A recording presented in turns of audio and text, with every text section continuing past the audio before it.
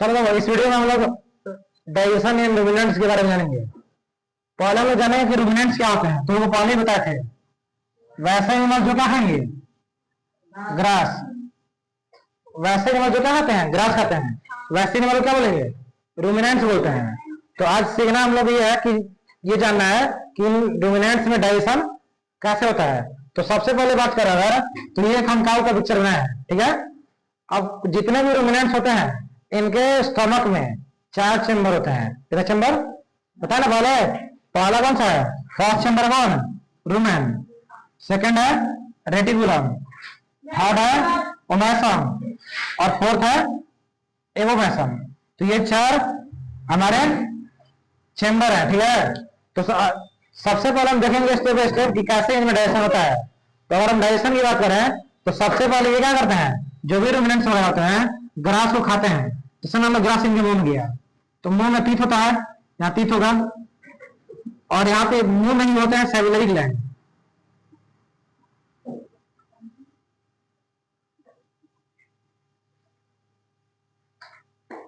जब ये ग्रास को खाएंगे तो ग्रास पहले छोटे छोटे पीस में इनके दांतों के से क्रश होगा। यहीं पे इस ग्रास में जो टूट गया है उसमें सलाइवा मिलेगा, तो वो छोटा छोटा राउंड राउंड स्ट्रक्चर बनेगा। तो जो मुंह में छोटा छोटा राउंड स्ट्रक्चर बन रहा है इसको हम लोग बोलस बोलते हैं। क्या बोलते हैं, बोलस बोलेंगे। फिर ये बोलस क्या होगा कि फूड पाइप से होते हुए, ये फूड पाइप, इसका दूसरा नाम इसोफेगस भी है। फूड पाइप से होते होते जाएगा कहां पे, सबसे पहले चैम्बर में जाएगा। कहां पे, रूमेन में जाएगा। अब इस रूमेन में स्पेशल बात यह है कि रूमेन जो है ये सबसे लार्जेस्ट चैम्बर है। क्या ये लार्जेस्ट चैम्बर है, और इस रूमेन में ही 200 से ज्यादा टाइप्स के बैक्टीरिया पाए जाते हैं। यहां पे क्या होगा कि जो बैक्टीरिया प्रेजेंट है वो ग्रास को फर्मेंटेशन करेंगे, यानी उसको तोड़ेंगे in the absence of oxygen. Fermentation का मतलब अगर हम किसी चीज को ब्रेक डाउन करें ऑक्सीजन के एब्सेंस में तो उसको हम लोग बोलेंगे फर्मेंटेशन। तो यहाँ पे क्या होगा, फर्मेंटेशन होगा। इसके बाद क्या होगा कि फर्दर फूड जाएगा कहां पे, रेटिकुलम में। यानी सबसे पहले फूड इसने खाया, मुंह में गया, मुंह में सलाइवा मिक्स हुआ। जब सलाइवा मिक्स हुआ तो राउंड राउंड स्ट्रक्चर बना। उस राउंड राउंड स्ट्रक्चर क्या बोलता है, बोलस बोलते हैं। क्या बोलते हैं, बोलस। फिर फूड वैसा होता है कहां गया, रेटिकुलम में, जो कि सबसे लार्जेस्ट चैम्बर है, सबसे बड़ा चैम्बर ही है। इसकी कैपेसिटी 150 से 200 लीटर होती है। इसमें 150 से 200 लीटर फूड रखा जाएगा, ठीक है। यहाँ पे 200 टाइप्स के ज्यादा की बैक्टीरिया हैं जो कि फूड का फर्मेंटेशन करेंगे। इसके बाद फूड हमारा जाएगा कहां पे, रेटिकुलम में, और इसे यहीं पे बड़ा बड़ा कट बनता है, बड़ा बड़ा स्ट्रक्चर बनेगा, इसको हम लोग कट बोलते हैं।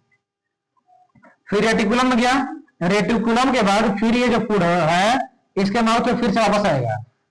इस प्रोसेस को हम लोग बोलते हैं रीगर्गेशन, रीगर्गेशन बोलते हैं।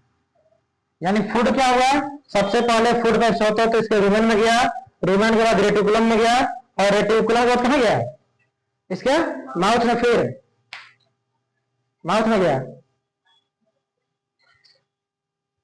तो फूड रेटिकुलम में आ गया।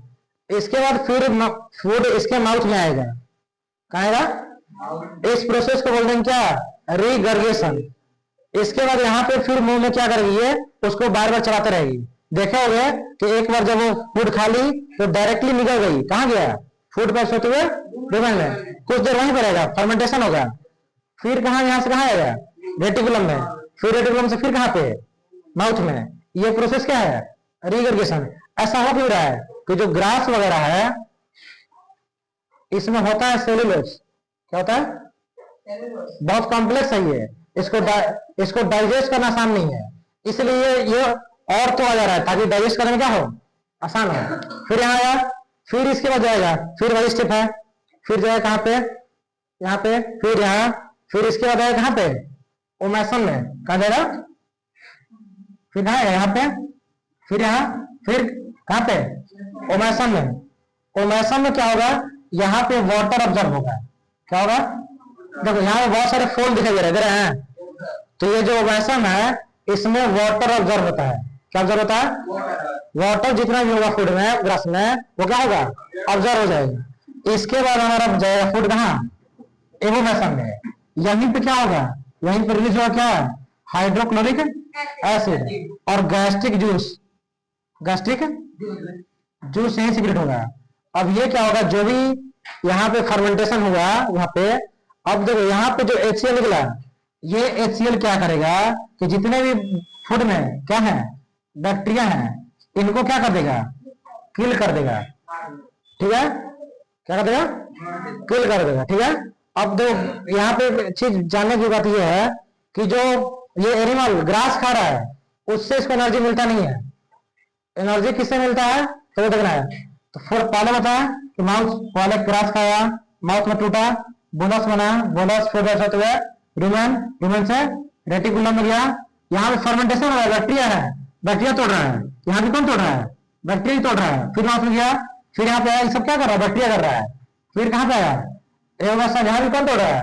बैक्टीरिया। यानी उस फूड का यूज एनिमल नहीं कर रहा है, बैक्टीरिया कर रहा है। फिर एवोमेसन में जब लास्ट में आया तो यहाँ पे क्या हुआ कि जो भी बैक्टीरिया ने उस फूड से बनाया है, HCl उस बैक्टीरिया को मार देगा और उस बैक्टीरिया में जो भी प्रोटीन वगैरह है उसको, वो किसको मिलेगा? एनिमल्स को। अब वो जो प्रोटीन वगैरह मिलेगा उसको डाइजेस्ट करने के लिए क्या है? यहाँ पे गैस्ट्रिक जूस है। वो गैस्ट्रिक जूस क्या करेगा? जो भी उस बैक्टीरिया में प्रोटीन है, कार्बोहाइड्रेट है, उसको डाइजेस्ट कर लिया जाएगा। फिर इसके बाद एवोमेसन से फिर जो अनडाइजेस्ट फूड है वो कहाँ जाएगा? स्मॉल इंटेस्टाइन में, फिर ये लार्ज है, और फिर कहाँ जाएगा? लार्ज से एनस से होते हुए बॉडी से कहाँ से लाएगा? तो ये पूरा एनाटॉमी था, पूरा स्ट्रक्चर था कि डाइजेशन कैसा होता है इसमें, रूमिनेंट्स में। क्या होता है? सबसे पहला स्टेप बताया कि पहले कहाँ गया? माउथ में गया, माउथ से कहाँ गया? फूड पाइप में, फूड पाइप से रूमेन, रूमेन से रेटिकुलम, रेटिकुलम से फिर कहां से आ गया? माउथ में। फिर यहाँ पे आएगा कहाँ पे? रूमेन, फिर रेटिकुलम, फिर कहाँ? ओमेसन, फिर एवोमेसन। इसके बाद कहाँ जाएगा? स्मॉल इंटेस्टाइन, फिर लार्ज इंटेस्टाइन, फिर कहां से? एनस से बॉडी से आ जाएगा। तो इस तरह से डाइजेशन होता है। ठीक, कोई दिक्कत नहीं ना?